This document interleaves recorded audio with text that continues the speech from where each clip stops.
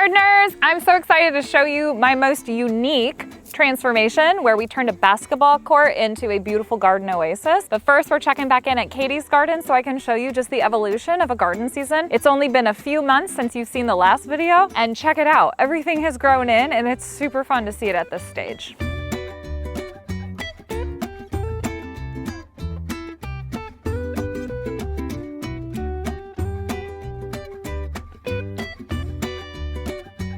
So you're really starting to get the feel of the magnitude of how these plants grow and why it's so important to map it out and put things in its proper space so that everything grows in beautifully. The vertical round cages that we have in here is literally covered in a wall of pole beans. So this is a variety of pole bean. Now beans actually come in two varieties, bush and pole. So if you want this crazy wild mess behind you, then I highly recommend pole beans.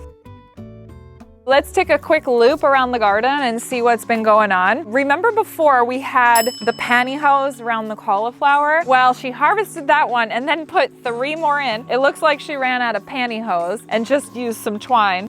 The berries, it looks like they're doing really well. Lots of flowers, and the little berries are just starting to set on. Super excited to see all that color pop in. They've harvested the garlic. That needed to come out about a month ago. So we have this open space for our fall garden. We'll be putting in some lettuces, maybe a few more kales, definitely kohlrabi, because Katie loves her kohlrabi. She's my kohlrabi queen. The Brussels, oh my gosh, look at how crazy big this is. We have a Jurassic Park sized Brussels sprout, but it looks like they're doing pretty good. So you can really start to see the little Brussels heads forming. The trellises, they're looking awesome. Tomatoes here just look incredible. It's still a little early, but August is the month when tomatoes really start to pop. They love hot weather. So if you have a hot summer, that's awesome for your tomatoes. They turn the ripened color a little quicker. Everything through here is looking gorgeous. We have the herbs that are just kind of taking over. This is her perennial area. Look at this zucchini. My goodness. We have Jurassic Park size vegetables in this garden. There are some zucchinis in there. It looks like she's been enjoying quite a bit. So there's one right there. In a couple of days, that thing will probably be the size of a baseball bat. It's wild how big they get if you let them. So this is her squash area. Check out this big Bertha. This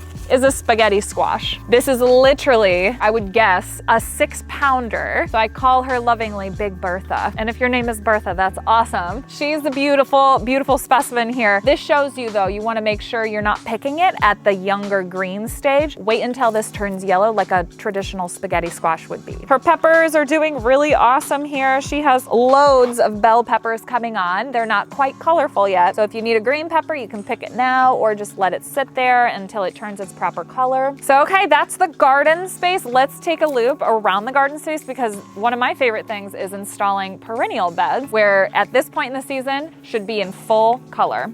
The phlox is still blooming. This is a beautiful variety of cotton candy phlox. The salvia is done for the season. There's a few little purple flowers coming on, but check out this gorgeous tree-form hydrangea. Has this beautiful soft pink color to it, and it really sets the tone on each corner. Then the sombrero coneflowers are coming in really nice. It's super hot pink, magenta, kind of gives you a good contrast against the lighter, softer pink here. And then finally, the echinacea at the end. This is a different variety of coneflower, and it's really taking off beautifully here, just hugging in her whole entire garden space with floral beauty. Let's go see how the fruit trees are doing. I'm super curious if those apples are starting to turn red.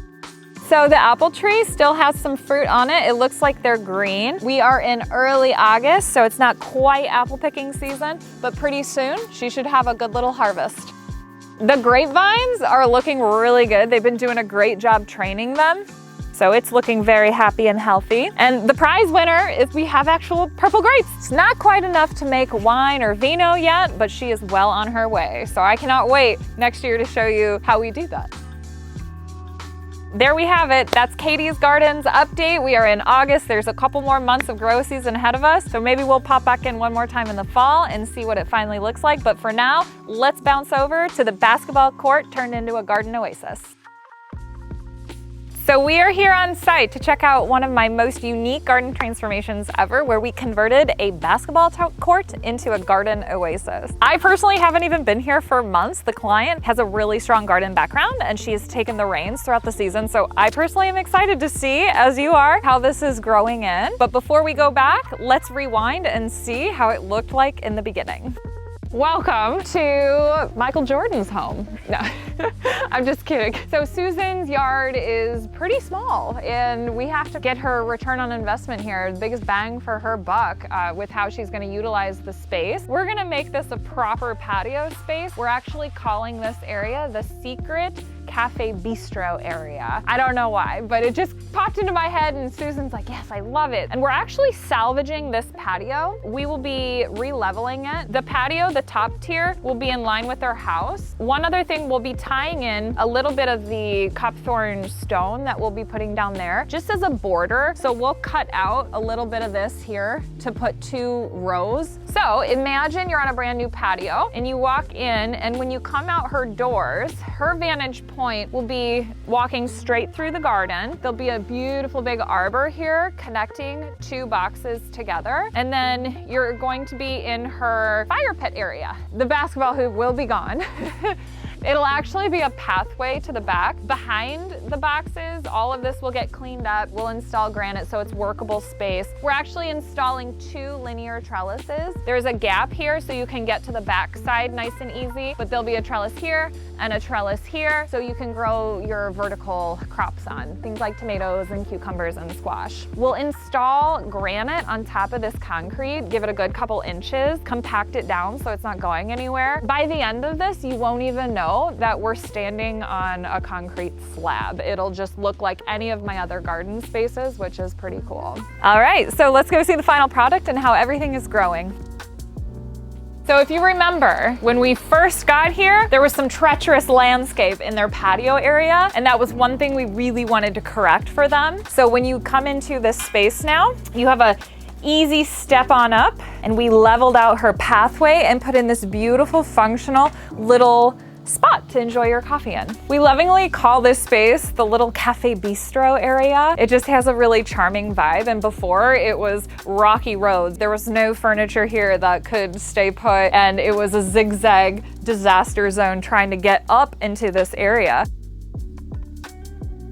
So this is beautiful. No more basketball court, no more treacherous landscape, only beauty and enjoyable moments to come. One unique thing we did too for the patio space was to make it feel like it wasn't a separate thing. We actually installed a layer of the quartz stone around on her existing patio. Just so it all blends together and ties in nicely.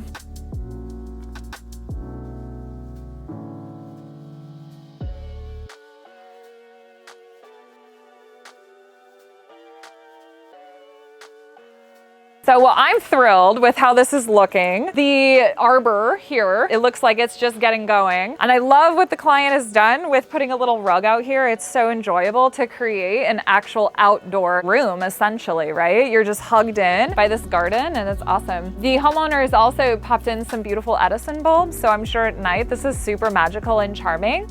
Another really unique thing that we did here was install a fairy door. So the homeowner has a 1-year-old named Hazel, and Hazel really wanted to have some little tiny little magical door to open. So let's see this cute little fairy door and how it turned out. So they ordered this online and we just had to cut out a little part of the box, install a room inside the garden box. So when you open it up, it's like this tiny little space that a child can stick little trinkets and little treasures and whatever else. This is the first fairy door that, yes, we have ever installed, so add that to my resume. If you want a garden box, we can install little fairy doors. Every year I expand what I can do. Fairy doors, 2023. So the fairy theme continues. I've spotted some fairy tale eggplant. So this cluster of eggplant are little teardrop shapes. These are called fairy tale eggplant. They stay nice and miniature, so it's a really good bite-sized version of eggplant.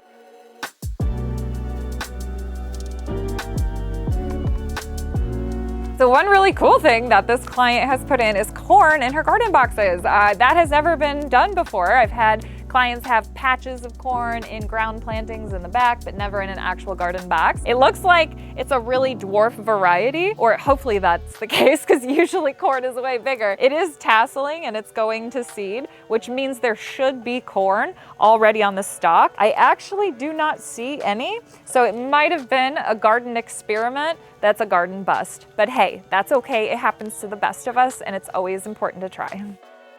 So you never know. Sometimes genetic mutations happen in plants as they do in people, and we seem to have a two-headed squash going on here. These two squash have been merged together to create one. You never know what you're gonna see in a garden space. This will likely be a very large mega squash, or they're competing for nutrients and they're gonna stunt each other. I don't know, we'll have to find out.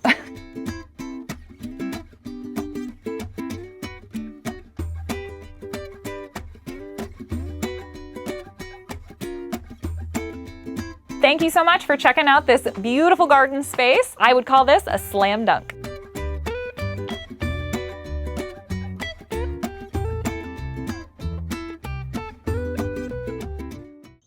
That's fun. You could tell I play basketball. Is that what you do? Face that way, but do the same thing so that it's funny. Hi, how are you? So we're doing a thumbnail and I'm trying to do like a basketball. Do you do basketball? By chance. Okay. Because like that's the theme of your garden space is transforming a basketball court into a garden oasis. So I'm trying to like, if you're looking out here like, what is she doing?